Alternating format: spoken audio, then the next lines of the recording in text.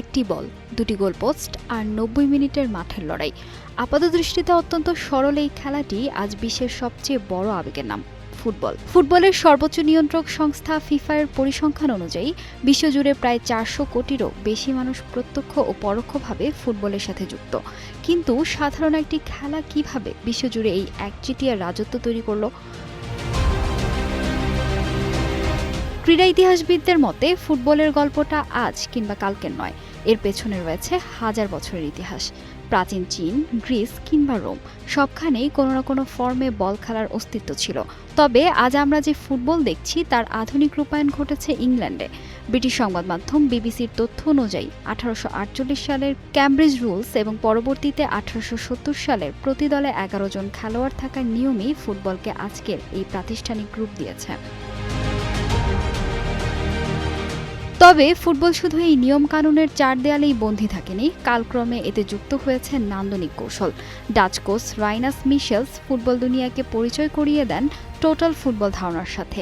এই কৌশলের মূল সৌন্দর্য হল মাঠের প্রতিটি খেলোয়াড়ই যে কোনো মুহূর্তে আক্রমণ ভাগের ভূমিকা নিতে পারেন, আবার প্রয়োজনে ফিরে আসতে পারেন রক্ষণেও। সময়ের সাথে সাথে ফুটবলের এই রূপান্তর এখনও চলছে।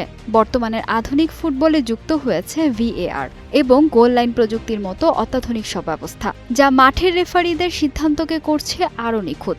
আন্তর্জাতিক সংবাদ সংস্থা রয়টার্সের এক প্রতিবেদনে বলা হয়েছে, প্রযুক্তির এই ব্যবহারের ফলে মাঠে ভুল সিদ্ধান্তের হার এখন আগের চেয়ে অনেক কমে এসেছে।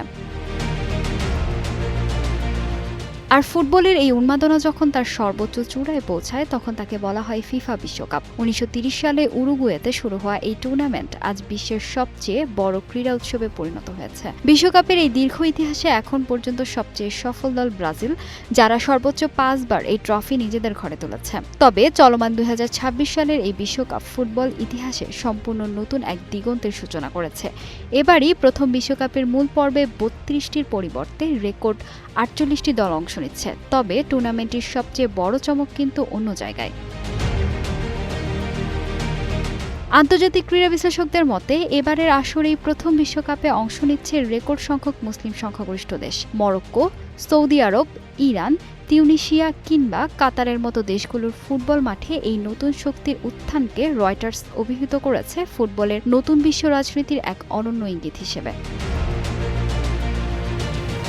সমাজবিজ্ঞানীদের মতে ফুটবল আজ আর কেবলই 4 লাইনের মাঠের ভেতরের কোনো খেলা নয়, এটি হয়ে উঠেছে বৈশ্বিক শক্তির প্রতিফলন, সংস্কৃতির মেলবন্ধন এবং কোটি কোটি মানুষের যাপিত জীবনের স্বপ্ন। আর সেই স্বপ্নের পথ ধরেই একদিন লাল সবুজের বাংলাদেশও ফুটবলের এই সর্বোচ্চ মঞ্চে জায়গা করে নেবে। এই প্রত্যাশাতেই বুক বেঁধে আছেন দেশের কোটি ফুটবল প্রেমী।